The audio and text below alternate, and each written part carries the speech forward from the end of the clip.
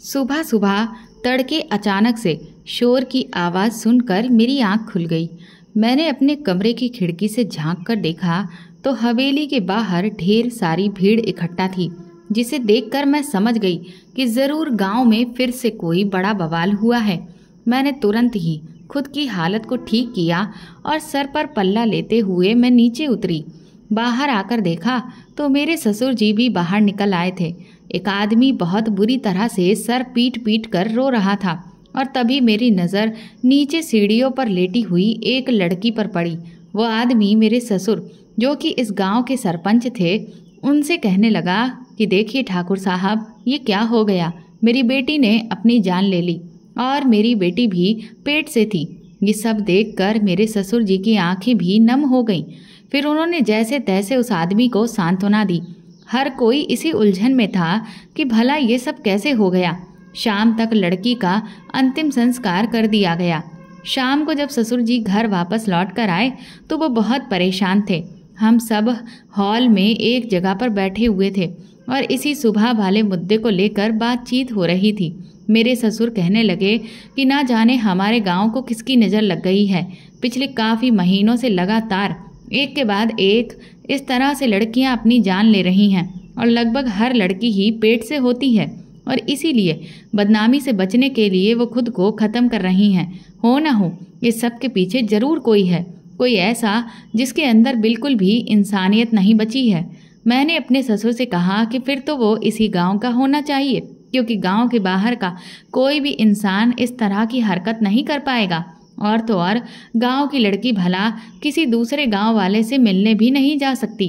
मेरे ससुर कहने लगे, बहू, मैं तो बहुत ही उलझन का शिकार हो गया हूँ, क्योंकि तुम्हारी बात भी ठीक हो सकती है, लेकिन ऐसा भी हो सकता है कि ये सब करने वाला कोई आसपास के गांव का हो और वो हमारे गांव से किसी तरह की कोई दुश्मनी निकाल रहा हो, जिसके लिए वो हमारे गांव की सभी लड़कियों को एक एक करके निशाना बना रहा हो। वो पहले उन्हें अपने प्यार के जाल में फंसाता है और फिर उन्हें इस हद तक लाकर पूरी तरह से बर्बाद कर देता है और छोड़कर चला जाता है।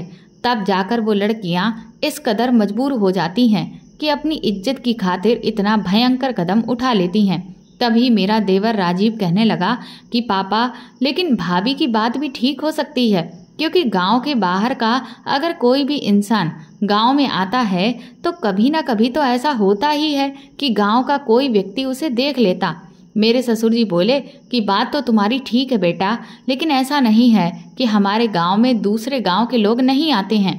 कभी ना कभी कोई ना कोई काम ऐसे पड़ ही जाते हैं कि बाहरी लोगों का भी आना जाना यहाँ खूब लगा ही रहता है। अब उनमें से कौन सही है कौन गलत, इसका पता आखिर कैसे लगाया जाए। मैंने अपने ससुर जी से कहा कि लेकिन पिताजी, भला कोई हमारे गांव की लड़कियों के साथ इस तरह से क्यों कर रहा है, आखिर किस बात की जलन है। तो मेरे ससुर जी बोले कि बहू, दरअसल आसपास के गांव की अपेक्षा हमारे गांव में लोग ज़्यादा संपन्न हैं और यहाँ पर सभी एकजुट होकर रहते हैं, शिक्षा पर ध्यान देते हैं, जिस वजह से इस गांव के लोग काफ़ी तरक्की कर रहे हैं। लेकिन बाकी के गांव में अभी भी परंपराओं के नाम पर बहुत कुछ गलत होता चला जा रहा है और वो लोग पढ़ाई लिखाई को भी उतना महत्व नहीं देते। अब वो हमें तरक्की से रोक तो सकते नहीं हैं, इसीलिए इस तरह के काम करके हमारे गांव में दहशत का माहौल पैदा किया जा रहा है, ताकि इस डर की वजह से हम अपने गांव की लड़कियों को पढ़ाना लिखाना बंद कर दें और उन्हें घर में सिर्फ चूल्हा चौका ही संभालने को कह दें। देखो बेटा, मैं बहुत अच्छे से ये बात जानता हूँ कि किसी भी घर, गांव या देश की तरक्की तभी हो सकती है जब हमारी महिलाएं पढ़ी लिखी और आत्मनिर्भर हों। मैंने जब से सरपंच की बागडोर संभाली है तब से मैंने पूरी कोशिश यही की है कि हमारे गांव में सिर्फ परंपराओं के नाम पर किसी के साथ भी अन्याय नहीं होना चाहिए। हालांकि हमारे गांव में भी बहुत से ऐसे लोग हैं जो मेरी इस सोच के खिलाफ हैं, लेकिन वो मुझसे डरते हैं। इसी वजह से कभी भी मेरा खुलकर विरोध नहीं करते हैं, सिर्फ पीठ पीछे छुपकर ही बात करते हैं। इसीलिए मुझे ऐसा लगता है कि हो ना हो ये आदमी हमारे ही गांव का है, जो इस बात से चिढ़ा हुआ है कि मैं अपने गांव की बेटियों को उनका हक दिला रहा हूँ। कहते हैं ना, घर का भेदी लंका ढाए, यहाँ पर भी वही हाल हो रहा है। मुझे अपने ससुर की बात बिल्कुल ठीक लगी, लेकिन सबसे बड़ा सवाल यही था कि आखिर वो शख्स है कौन और फिर लड़कियां हर बार उस इंसान का नाम बताने की जगह खुद की जीवन लीला ही समाप्त कर लेती हैं। जबकि अगर उनके साथ गलत किया गया है तो उन्हें इस बात की शिकायत सरपंच के पास आकर करनी चाहिए ताकि उन्हें इंसाफ दिलाया जा सके। लेकिन वो तो उल्टा उस आदमी को बचा रही थीं और खुद को ख़त्म कर रही थीं। मेरे ससुर कहने लगे कि मुझे ऐसा लगता है कि इस बारे में मुझे अब इस गांव की बेटियों को खुद से ही जागरूक करना होगा ताकि कोई भी बेटी उस आदमी का शिकार ना बन सके। इसके बाद मैं अपने कमरे में आ गई और सोचने लगी कि ना जाने वो आदमी कौन है जो इतनी घटिया हरकत कर रहा है। मैंने तुरंत ही अपने पति को फ़ोन लगा दिया। मेरे पति शहर में नौकरी करते हैं और वो वहीं पर रहते हैं। 2-3 महीने में कुछ दिनों की छुट्टी लेकर वो यहाँ पर आकर घूम जाया करते हैं और फिर वापस अपने काम पर चले जाते हैं। कुछ देर अपने पति से बात करने के बाद मैं चुपचाप सोने के लिए लेट गई। लेकिन मैंने उन्हें गांव में होने वाली इस तरह की किसी भी घटना के बारे में कुछ भी नहीं बताया, क्योंकि मैं नहीं चाहती थी कि मेरे पति को बिना बात किसी भी तरह की टेंशन हो जाए। वैसे भी अगर मैं उन्हें इस बारे में बताती भी तो वो आखिर वहाँ से बैठे बैठे कर क्या लेते, क्योंकि जो लोग यहाँ गांव में हैं वो भी जब इस बात का पता नहीं लगा पा रहे हैं तो फिर वो क्या कर लेंगे। और अब तो ससुर जी खुद से कोशिश कर ही रहे हैं कि वो किसी भी तरह से गांव की बेटियों को बचा लें। अगले दिन मेरे ससुर मेरे देवर राजीव के साथ और गांव के कुछ आदमियों को लेकर पंचायत घर चले गए। काम से फ्री होने के बाद मैं भी वहां पहुंच गई। वहां पर उन्होंने गांव के हर एक इंसान, चाहे बड़ा हो बूढ़ा हो, बच्चा जवान औरतों, सभी को बुलाया हुआ था। उन्होंने सबके सामने वहां पर गांव की बेटियों से ये गुजारिश की कि वो किसी भी इंसान की बातों में बिल्कुल भी ना आए, क्योंकि जिस तरह की घटनाएं हो रही हैं उससे ये साफ पता चल रहा है कि कोई है जो बेटियों की मासूमियत का पूरी तरह से फायदा उठा रहा है और उनके जीवन को बर्बाद कर रहा है। सच कहूँ तो मुझे अपने ससुर की सोच पर बहुत गर्व है, क्योंकि गांव का ज़्यादातर इंसान मैंने ऐसा ही देखा है जिसकी सोच इतनी ज़्यादा खुली हुई नहीं होती। लेकिन मेरे ससुर की सोच सबसे अलग और अच्छी है और वो जिस तरह से लड़कियों के लिए जागरूक हैं और जितने काम वो लड़कियों की सुरक्षा और उनके भविष्य को बेहतर बनाने के लिए करते हैं, ऐसे काम करते हुए मैंने आज तक कभी भी पूरे गाँव में किसी को भी नहीं देखा है। मुझे आज भी वो दिन याद है जब मेरे ससुर जी ने मुझे अपने बड़े बेटे विजय के लिए चुना था। पहल तो मैं ये शादी बिल्कुल भी नहीं करना चाहती थी, लेकिन फिर मेरी माँ ने मुझे समझाया कि सपना बेटा, तुम्हें नहीं पता कि तुम कितनी भाग्यशाली हो, क्योंकि एक तो तुम इतने बड़े परिवार की बहू बनोगी, वहाँ ना तो रुपए पैसे की कमी है और साथ ही हर तरह की सुविधा उस घर में मौजूद है, और तुम्हारे ससुर की सोच भी बहुत ही ज़्यादा नेक है। तब जाकर मैंने थोड़ा बहुत अपने मन को समझाया, क्योंकि पहले तो मुझे इस बात का डर सता रहा था कि मैं तो एक गरीब घर की लड़की हूँ और अगर मैं इतने अमीर परिवार में पहुँच गई तो वो लोग ना तो मेरी इज्जत करेंगे ना ही मेरे माँ बाप की, बल्कि बस हमेशा हर वक्त मुझ पर अपने रुपए पैसों की धौंस जमाएंगे और मुझे नौकरानी बनाकर ही रख देंगे। और फिर मैंने अक्सर सुना था कि बड़े घर के लड़के बहुत ज़्यादा बिगड़ैल होते हैं, इसलिए मुझे लगा कि कहीं मेरा होने वाला पति भी हद से ज़्यादा बिगड़ैल या अय्याश टाइप का इंसान ना हो। लेकिन मेरी सोच के विपरीत विजय तो बिल्कुल अपने पिता की तरह बहुत सुलझे हुए इंसान थे, बल्कि वो तो इतने शांत और सीधे थे कि अब तो मुझे ऐसा लगता है कि उनसे ज़्यादा तो मैं तेज हूँ। मैं खुद को बहुत भाग्यशाली समझती हूँ जो मैं इस घर की बहू बनी हूँ, और मेरा देवर भी बिल्कुल अपने भाई की तरह सीधा साधा इंसान है। बस कभी कभी कुछ बातों में वो अपने पिता से जिद लेकर बैठ जाता है, लेकिन इतना तो मुझे लगता है कि उसका हक भी बनता है, क्योंकि वैसे भी जो छोटे होते हैं वो लाडले होते हैं और वो इसी तरह से जिद्दी हो जाते हैं। क्योंकि मेरी छोटी बहन भी बिल्कुल उसी की तरह है, वो भी छोटी है तो उसे भी खूब लाड़ प्यार मिला है और वो भी इतनी ही जिद्दी है। बात बात पर कभी माँ से लड़ जाती है तो कभी मेरे पापा से लड़ बैठती है। अभी 2-3 दिन बीते ही थे कि तभी मेरे घर से खबर आई कि मेरी माँ की तबीयत कुछ ठीक नहीं है।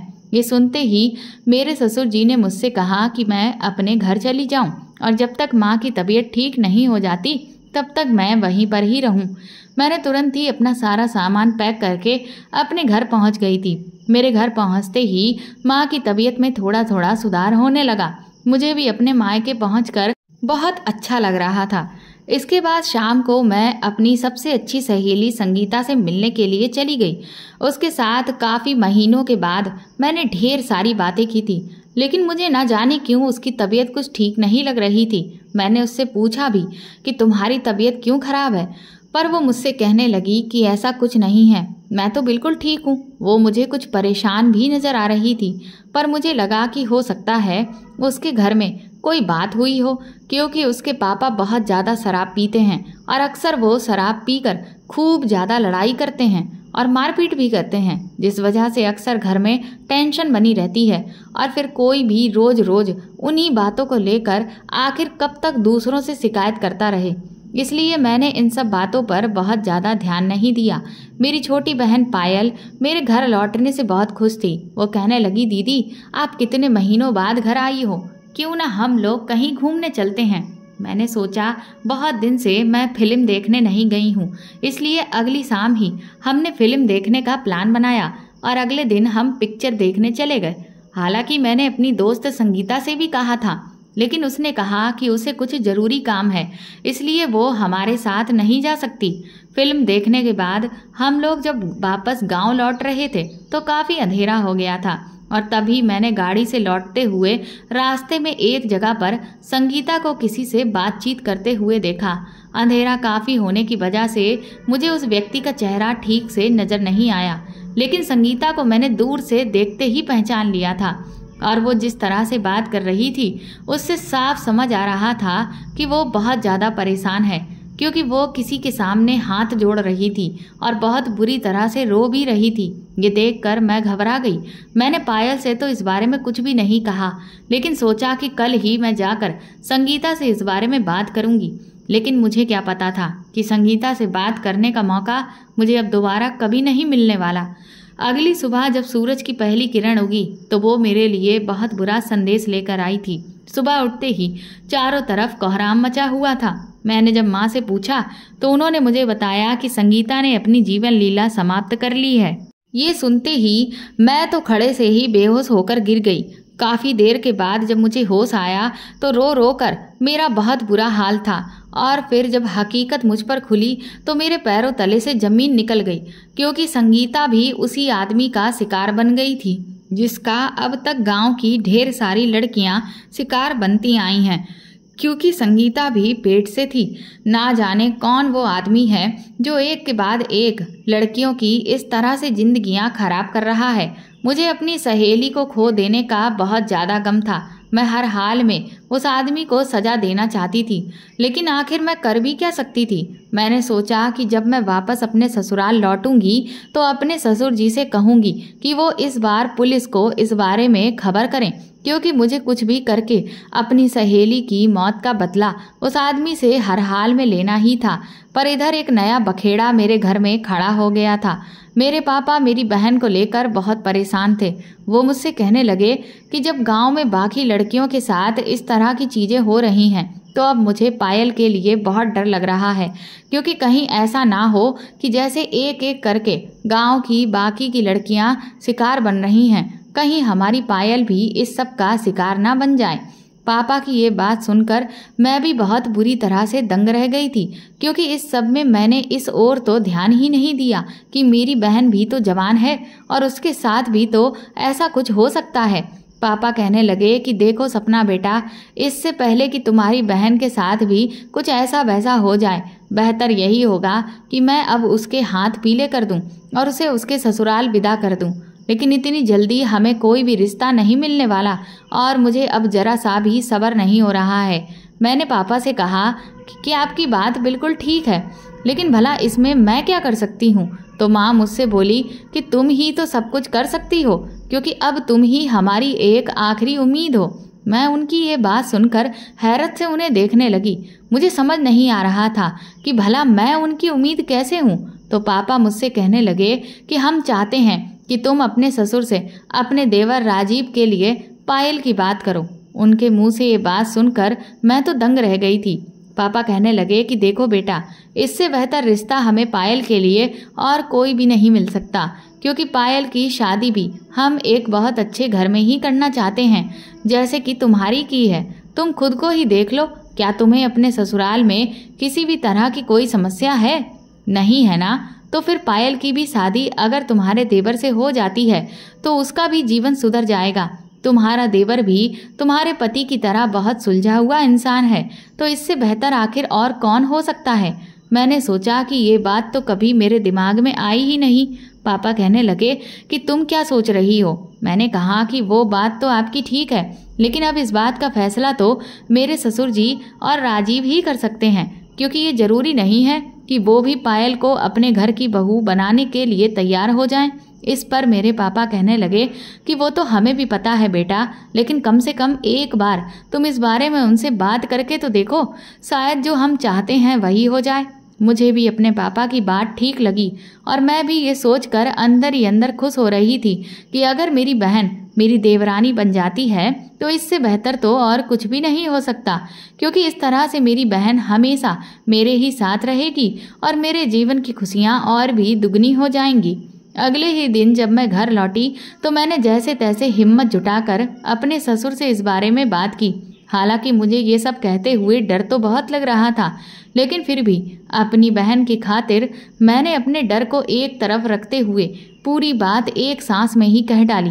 मैंने उन्हें ये भी बता दिया कि पापा को पायल की शादी की जल्दी सिर्फ इसलिए हो रही है क्योंकि गांव में जो माहौल बना हुआ है उससे उन्हें डर लग रहा है कि कहीं पायल पर भी इस तरह का कोई खतरा ना मंडराने लगे।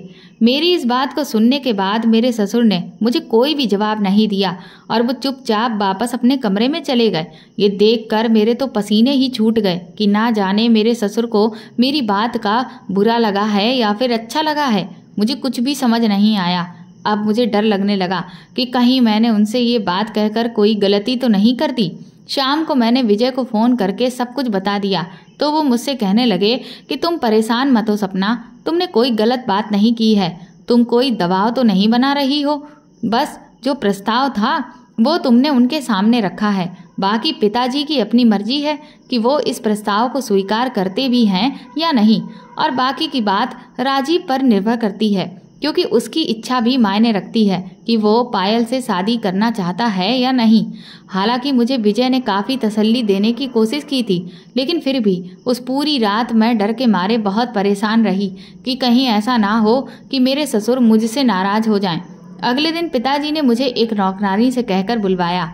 मैं डरते डरते उनके पास पहुंची तो सामने सोफे पर मेरे ससुर और मेरा देवर राजीव दोनों ही बैठे हुए थे। उन्होंने मुझसे कहा, बहू, हमने तुम्हें यहाँ इसलिए बुलवाया है क्योंकि हम तुम्हें मिठाई खिलाना चाहते हैं। मैंने उनसे कहा कि आखिर किस बात की मिठाई पिताजी? तो वो कहने लगे कि अरे, अब तुम्हारे देवर की शादी होने वाली है तो तुम उस खुशी की मिठाई नहीं खाओगी, क्योंकि ना सिर्फ तुम्हारे देवर की शादी होगी बल्कि ये तो दुगनी खुशी है, तुम्हारी बहन की भी तो शादी होगी। अपने ससुर के मुंह से ये बात सुनकर मैं समझ गई कि वो क्या कहना चाहते हैं। इसका मतलब कि वो इस रिश्ते के लिए राजी हैं। मैं तो तुरंत ही खुशी से उछल पड़ी। मैंने कहा, सच पिताजी, आप मान गए? वो कहने लगे, क्यों नहीं सपना, जब तुम इतनी अच्छी हो तो तुम्हारी बहन भी तो तुम्हारी परछाई ही होगी, और तुम्हारे जैसी ही दूसरी बहू पाकर मैं खुद को बहुत खुश नसीब समझूंगा, क्योंकि मैं इस घर में ऐसी ही लड़की लाना चाहता हूँ जो पूरे घर को बांध कर रखे। और राजीव को भी इस रिश्ते से कोई ऐतराज नहीं है, उसे भी पायल पसंद है। ये सुनकर मैं बहुत खुश हो गई थी। मैंने फिर खुशी खुशी ये खबर अपने पति विजय को बताई और अगले दिन मैं मेरे ससुर जी और देवर के साथ अपने मायके शादी का शगुन लेकर पहुंच गई, जिसे देख मेरे घरवाले तो खुशी से फूले नहीं समा रहे थे और पायल तो शर्मा भी रही थी और खुशी से उछल भी रही थी, क्योंकि वो भी एक ऐसे ही घर में शादी करना चाहती थी जहां सुख सुविधाओं की और रुपए पैसे की कोई कमी ना हो। तभी तो वो मुझे हर बार यही कहती थी कि दीदी, आप बहुत भाग्यशाली हो जो आपकी ऐसे घर में शादी हो गई है। काश मुझे भी ऐसा ही घर मिल जाता। और अब तो उसे भी वही घर मिल रहा था जो मुझे मिला था। पंडित जी से सारी रस्में तय होने के बाद अगले महीने की तारीख फिक्स हो गई और जल्दी ही वो दिन भी आ गया और मैं अपनी बहन को विदा कराकर अपने ससुराल ले आई। अपनी बहन की शादी की पहली रात की सारी तैयारियां मैंने और विजय ने साथ में मिलकर ही की थी। हम बहुत खुश थे। विजय भी इस बार जब आए तो पूरे 1 महीने की छुट्टी लेकर आए थे। वो कहने लगे कि बहुत समय हो गया, मैं घर वालों के साथ भी नहीं रहा, और फिर मैं सोच रहा हूँ कि अब तो राजीव की भी शादी हो जाएगी, तो क्यों ना हम चारों लोग घर पर काफ़ी अच्छा समय बिताएं और जब समय मिले तो कहीं बाहर मिलकर घूमने भी जाएं। मुझे भी विजय का ये आइडिया बहुत पसंद आया था। पहली रात को मैं अपनी बहन को उसके कमरे में छोड़ने गई और उसे समझा भी दिया कि वो बहुत ज़्यादा घबराए नहीं, लेकिन वो तो इतनी तेज थी कि खुशी से उसके दांत अंदर ही नहीं हो रहे थे। मैंने उससे कहा भी कि थोड़ा शर्माना भी सीख लो, लेकिन वो तो कहाँ मानने वाली थी। वो इतनी चुलबुली थी कि अपनी शैतानियों से बाज ही नहीं आ रही थी। फिर मैं वापस अपने कमरे में आ गई। मैं और विजय भी अब बहुत सुकून से थे। मुझे भी आज बहुत खुशी मिल रही थी क्योंकि मेरी बहन अब सुरक्षित भी थी और मेरे ही साथ मेरे घर में आ गई थी, जहां उसे किसी भी चीज़ की कोई तकलीफ नहीं होने वाली थी।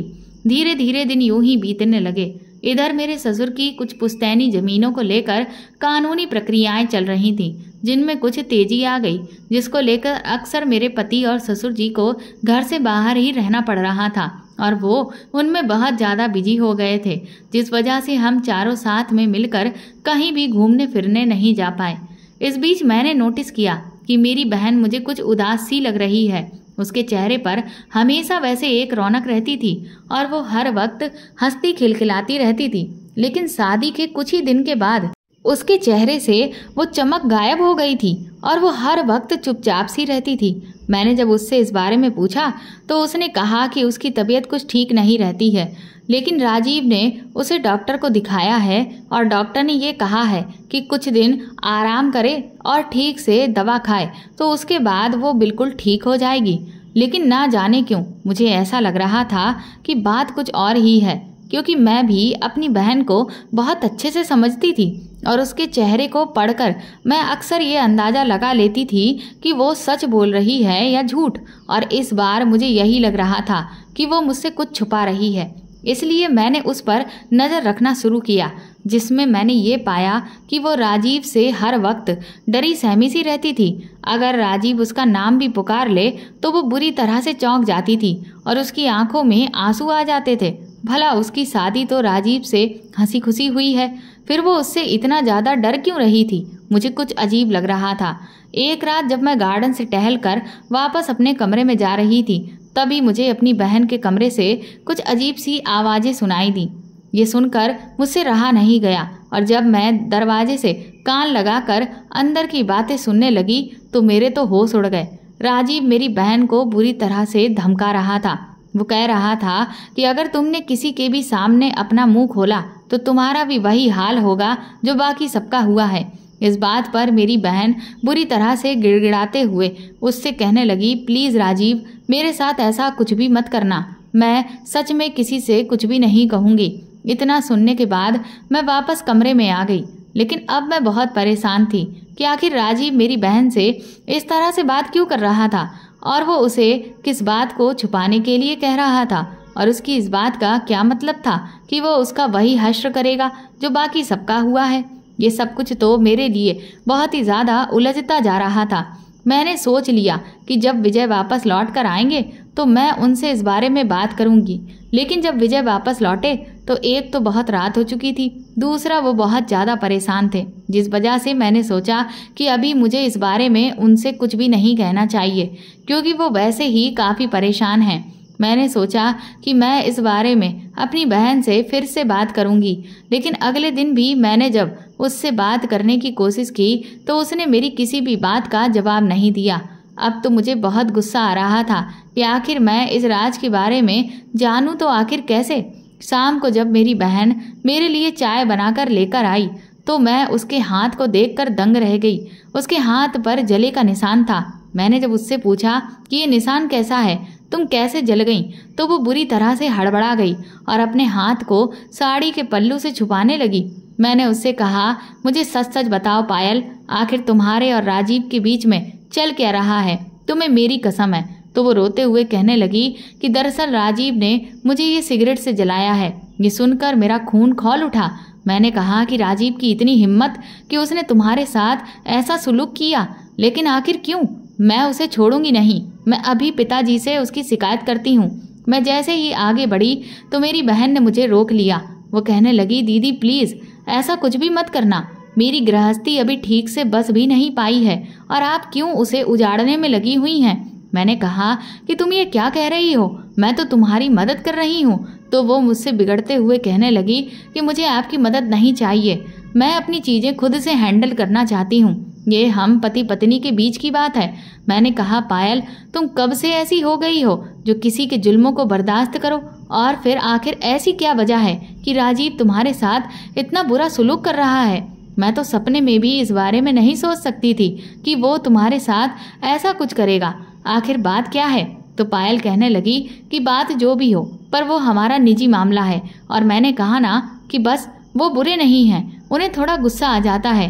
मेरी ही कुछ हरकतें ऐसी हैं जो उन्हें गुस्सा दिला देती हैं, लेकिन मैं धीरे धीरे उन्हें समझाने की कोशिश कर रही हूँ। और एक बार जब मैं उनके हिसाब से सारी चीज़ें करने लगूंगी तो वो मुझसे बहुत ही प्यार से बर्ताव करेंगे, मुझे पूरा यकीन है। और मैं हाथ जोड़कर आपके आगे विनती करती हूँ कि आप मेरे मामले में बिल्कुल भी दखल अंदाजी ना करें, क्योंकि मैं नहीं चाहती कि मेरा और राजीव का रिश्ता आपकी वजह से खराब हो जाए। इतना कहकर मेरी बहन तो वहाँ से चली गई थी, लेकिन मैं अवाक मुंह खोले वहीं खड़ी रही। मेरी बहन आज उल्टा मुझ पर ही दोष लगाकर चली गई, जबकि मैं तो उसकी मदद कर रही थी। लेकिन वो सब कुछ क्यों बर्दाश्त कर रही थी? वो तो ऐसी बिल्कुल भी नहीं थी, वो तो हमेशा से बागी रही है। उसने कभी किसी भी गलत बात को बर्दाश्त नहीं किया, लेकिन आज वो ऐसे कैसी हो गई? मुझे तो कुछ भी समझ नहीं आ रहा था। लेकिन अब हर हाल में मुझे ये जानना था कि आखिर इन दोनों के बीच में चल क्या रहा है। लेकिन मुझे उनके कमरे में झांकने का कोई भी रास्ता नजर नहीं आ रहा था। फिर उसी शाम मैंने विजय से ऐसे ही बातों में पूछा कि ये पुलिस वाले लोग इतने बड़े बड़े केसों को किस तरह से सुलझा लेते हैं। कई बार तो ये बहुत ही गहरे राजों को भी जान लेते हैं। भला ये कैसे मुमकिन हो जाता है? तो मेरे पति कहने लगे कि अरे अब तो बहुत तरह के खुफिया कैमरे चलने लगे हैं, जो साइज में भी बहुत छोटे हैं और जिन्हें कहीं पर भी आसानी से फिट किया जा सकता है, जिनका इस्तेमाल अब बहुत ज़्यादा होने लगा है, जिनमें सब कुछ आराम से रिकॉर्ड हो जाता है। यहाँ तक कि अब तो इतनी टेक्नोलॉजी बढ़ गई है कि तुम किसी भी जगह पर बैठे बिठाए किसी दूसरी जगह पर क्या हो रहा है उसे इन कैमरास की मदद से अपने मोबाइल फ़ोन में आराम से देख सकती हो। अपने पति की ये बात सुनकर मेरे दिमाग की बत्ती जल गई, क्योंकि अगर ऐसा है तो ये तो मैं भी कर सकती हूँ। मेरे पति कहने लगे, क्यों, तुम्हें किसकी जासूसी करनी है? मैंने बहाना बनाते हुए कहा कि अरे मुझे किसी की कोई जासूसी नहीं करनी, मैं तो बस ऐसे ही जानकारी के लिए आपसे पूछ रही थी। विजय कहने लगे कि मुझे तो ऐसा नहीं लगता कि तुम बिना वजह इतनी पूछताछ करोगी, ज़रूर कोई बात है, क्या तुम मुझे नहीं बताओगी? मैंने विजय से कहा कि अभी मैं आपको कुछ भी नहीं बताना चाहती, लेकिन हाँ, सही वक्त आने पर मैं आपको सब कुछ बताऊंगी, लेकिन तब तक आपको इंतजार करना होगा। मेरी बात पर विजय ने हामी भर दी। मैंने अगले ही दिन एक खुफिया कैमरा ऑर्डर करके मंगवा लिया और उसे चुपचाप पायल के कमरे में ऐसी जगह पर इस तरह से सेट कर दिया कि वो किसी को भी दिखाई ना दे। उसी रात को मैंने जो कुछ भी अपने मोबाइल फ़ोन में राजीव को पायल के साथ करते हुए और कहते हुए सुना, उसे देखकर मेरे होश उड़ चुके थे। मैं तो कभी सपने में भी नहीं सोच सकती थी कि राजीव ये सब कुछ कर रहा है, लेकिन अब मेरे अंदर गुस्से का ज्वालामुखी फूट रहा था और मैं उसे सबक सिखाना चाहती थी। उसको तो यही लग रहा था कि उसकी करतूत के बारे में किसी को पता ही नहीं चल रहा है, जबकि अब मैं उसका पर्दाफाश हर हाल में करना चाहती थी। इसीलिए सुबह होते ही मैंने जब ये देखा कि पायल घर के काम में बिजी है, मैं तुरंत ही दंदनाती हुई गुस्से में राजीव के पास पहुंची और मैंने उससे कहा कि तुमने मेरी बहन के साथ ऐसा क्यों किया? और तो और सिर्फ मेरी बहन ही नहीं, तुमने गांव की हर लड़की की जिंदगी खराब की। तुमने मेरी सहेली के साथ भी यही किया। मैं तुम्हें जिंदा नहीं छोड़ूंगी। ये कहकर मैं उस पर गुस्से में टूट पड़ी, लेकिन मैं उसके सामने कमज़ोर पड़ गई। उसने तुरंत ही मुझे धक्का दे दिया और मैं बेड पर जा गिरी और उसने कमरे का दरवाज़ा बंद कर दिया और किसी राक्षस की तरह हंसते हुए वो कहने लगा, तो आखिर तुम्हें मेरी असलियत पता चल ही गई। चलो अच्छा ही हुआ, क्योंकि सच कहूँ तो मेरी नीयत तो तुम पर भी बहुत दिनों से खराब थी। तुम हो ही इतनी खूबसूरत, लेकिन क्योंकि मुझे सबके सामने अच्छा बनने का नाटक करना पड़ता था, इसी वजह से मैं कभी भी तुम पर अपना हाथ साफ नहीं कर पाया। लेकिन गांव की किसी भी लड़की को मैंने नहीं छोड़ा। क्या करूं, मेरी इच्छा पूरी ही नहीं होती। मैंने कहा कि तुम कितने नीच इंसान हो, तुमने आखिर सब लड़कियों के साथ ऐसा क्यों किया? तो वो कहने लगा कि मैं क्या करता, मैं तो बस अपने दिन मौज मस्ती के साथ काटना चाहता था। गांव की लड़कियां खुद ही मुझसे रिश्ता रखना चाहती थीं, क्योंकि उनको भी तो इस बात का स्वार्थ था कि अगर वो मुझसे रिश्ता रखेंगी तो मैं उनसे शादी कर लूँगा और वो एक बहुत बड़े खानदान की बहू बन जाएंगी। लेकिन मैं कभी भी उनमें से किसी से शादी नहीं करना चाहता था। मुझे तो बस अपने दिन ऐश के साथ काटने थे। लेकिन जब वो पेट से हो जाती थी तो वो मुझ पर दबाव बनाने लगती थी कि मैं उनसे शादी कर लूं। लेकिन मैंने भी इसका एक बहुत अच्छा रास्ता निकाल रखा था। मैंने उनकी ऐसी वीडियो बना रखी थी कि उन्हें दिखाकर मैं उनसे साफ कह देता था कि अगर उन्होंने किसी के भी सामने मेरा नाम लिया तो फिर न सिर्फ उनकी इज्जत खराब होगी बल्कि उनके माँ बाप की भी इतनी बेइज्जती होगी कि वो भी जीने के लायक नहीं बचेंगे। इसके बाद तो उनके सामने खुद को ख़त्म करने के अलावा और कोई रास्ता नहीं बचता था। और फिर वो अंत में वही करती थी। तुम्हारी सहेली ने भी वही किया। मैं भी क्या करता, हर किसी से शादी थोड़ी ना करता घूमता। नज़र तो मेरी तुम्हारी बहन पर भी थी, लेकिन क्योंकि वो तुम्हारी बहन थी इसलिए मैं उसके साथ ये सब नहीं कर सकता था। पर उसका मौका तो तुमने खुद ही मुझे झोली में लाकर दे दिया, इसीलिए मैंने खुशी खुशी उससे शादी कर ली। सोचा कि इधर मुझ पर शादीशुदा होने का ठप्पा भी लग जाएगा और उधर मैं चुपचाप ये सब भी करता रहूँगा।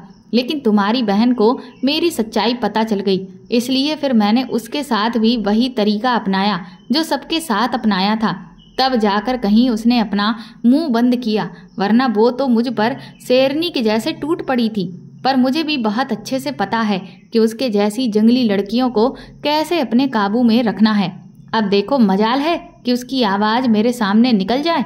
और अब आज जब तुम खुद चलकर मेरे पास आई हो तो मैं इस मौके को अपने हाथ से हरगिज नहीं जाने दूंगा और तुम्हारे साथ भी वही करूंगा जो सबके साथ करता आया हूँ। और तुम्हें भी फिर मेरी सारी शर्तों को मानना पड़ेगा, वरना तुम भी कहीं भी मुंह दिखाने के काबिल नहीं बचोगी। ये कहते हुए वो मेरी तरफ आगे बढ़ने लगा।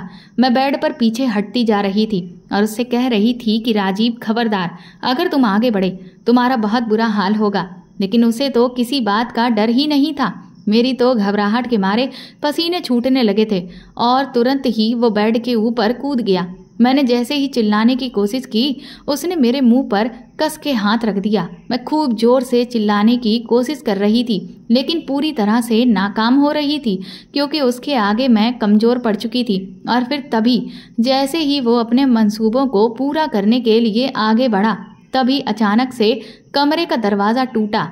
जब मेरी नज़र सामने पड़ी तो सामने मेरे पति विजय, मेरे ससुर और मेरी बहन तीनों ही खड़े हुए थे, जिन्हें देखते ही राजीव के तो होश ही उड़ गए और वो तुरंत लपक कर खड़ा हो गया और ऐसे दिखाने लगा कि जैसे उसने कुछ भी नहीं किया है। मैं भागती हुई विजय के पास पहुंच गई। ससुर जी ने कमरे में आते ही ना आओ देखा ना ताओ और राजीव को इतनी बुरी तरह से मारा कि वो बिल्कुल अधमरा हो गया था।